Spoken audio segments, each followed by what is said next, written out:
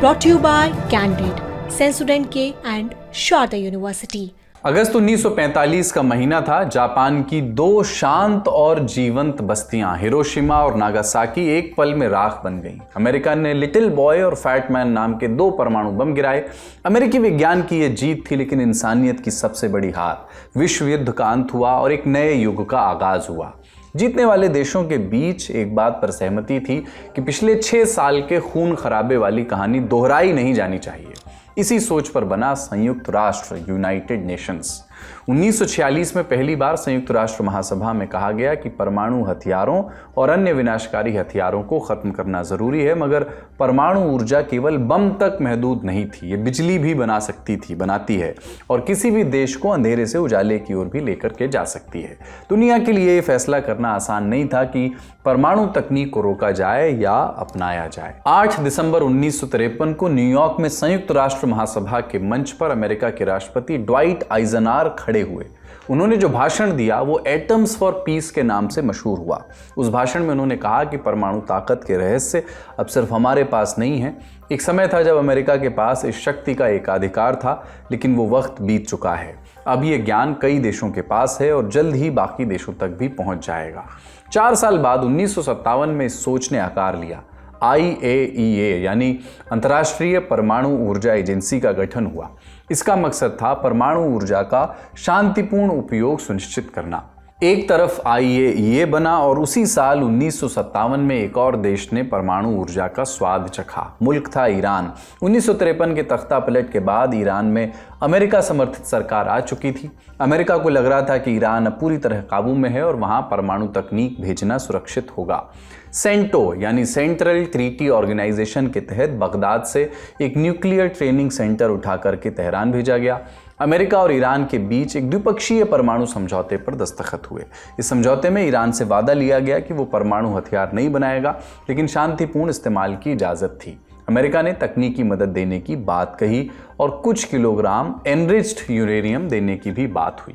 साल 1970 में ईरान ने परमाणु अप्रसार संधि, नॉन प्रोलिफरेशन ट्रीटी यानी NPT पर दस्तखत किए। संधि का मकसद था दुनिया में न्यूक्लियर हथियारों को फैलने से रोकना। लेकिन महज एक दशक बाद 1979 में ईरान में इस्लामिक क्रांति हो गई। पहलवी शाह की अमेरिका समर्थित हुकूमत को उखाड़ फेंका गया। मुल्क की सत्ता कट्टरपंथी धार्मिक नेतृत्व के हाथों में आ गई और अमेरिका, जो कल तक ईरान का करीबी था, अब उसका दुश्मन बन गया। ईरान ने इजराइल और अमेरिका को खुलेआम अपना दुश्मन बनाया। अनुमान लगाया जाता है कि ईरान ने उसी दौर में चुपचाप न्यूक्लियर टेक्नोलॉजी की दौड़ भी शुरू कर दी। 1980 के दशक में ईरान इराक जंग के दौरान सद्दाम हुसैन ने ईरान पर केमिकल हथियारों से हमला किया। माना जाता है कि इसके बाद अयातुल्लाह खुमैनी की हुकूमत ने परमाणु कार्यक्रम पर खासा ध्यान देना शुरू किया। ये प्रोग्राम रेजा शाह पहलवी के ज़माने में ही शुरू हुआ था।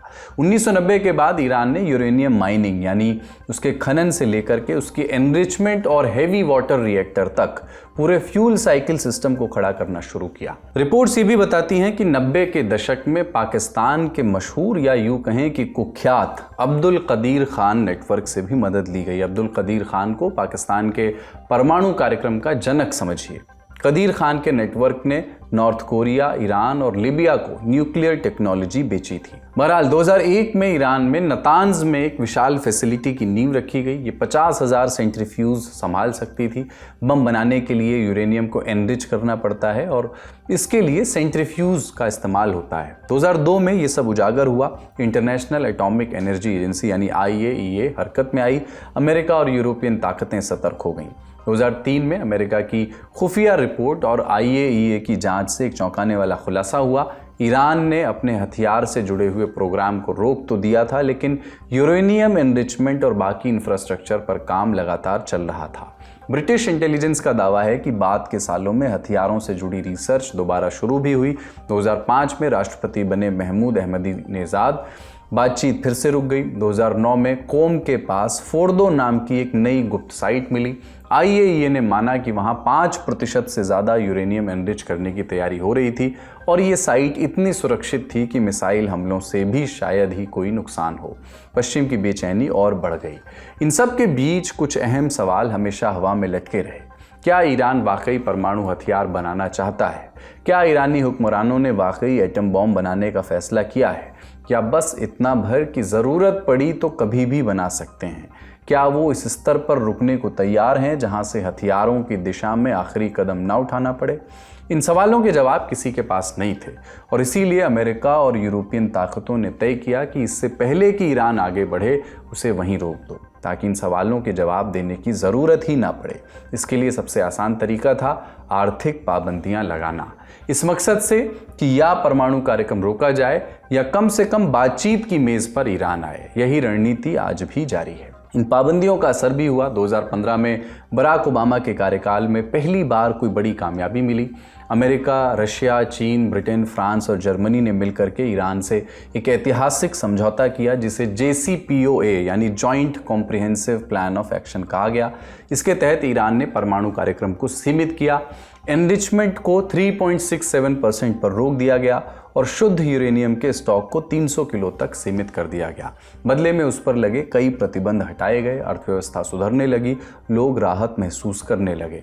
मगर साल भर भी न बीता था कि अमेरिका में डोनाल्ड ट्रंप राष्ट्रपति बन गए। उन्होंने इस डील को वर्स्ट डील एवर बताया। 2018 में उन्होंने अमेरिका JCPOA से अमेरिका को बाहर उन्होंने निकाल दिया। सैंक्शंस दोबारा लगे और ईरान ने भी धीरे धीरे समझौते की शर्तें तोड़नी शुरू कर दी। 2015 में जो समझौता हुआ उसमें साफ लिखा गया कि ईरान अपने परमाणु कार्यक्रम पर निगरानी की इजाज़त देगा, कैमरा लगेंगे, इंस्पेक्टर आएंगे। मगर पिछले कुछ साल में ईरान ने एक एक करके उन शर्तों को ढीला करना शुरू कर दिया। वॉल स्ट्रीट जर्नल की रिपोर्ट के मुताबिक सबसे पहले IAEA को जानकारी देना बंद किया गया, फिर उन साइट्स से कैमराज हटा दिए गए जो ईरान के न्यूक्लियर इंफ्रास्ट्रक्चर के सबसे अहम हिस्से थे, और फिर धीरे धीरे IAEA के निरीक्षकों को ही कई ठिकानों से बाहर कर दिया गया। नतीजा ये हुआ कि सितंबर 2023 के बाद से IAEA खुद मान चुकी है कि अब उसके पास ईरान की परमाणु गतिविधियों की कोई पूरी और भरोसेमंद तस्वीर नहीं है। एजेंसी आज भी ये नहीं कह सकती कि ईरान का प्रोग्राम वाकई शांतिपूर्ण है या नहीं।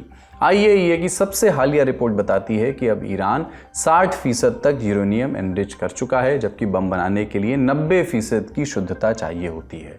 इसके अलावा ईरान के पास इस वक्त 8,294 किलो एनरिच्ड यूरेनियम है, यानी बम बनाने की सारी ताकत उसके पास है, बस एक उसको इरादा चाहिए।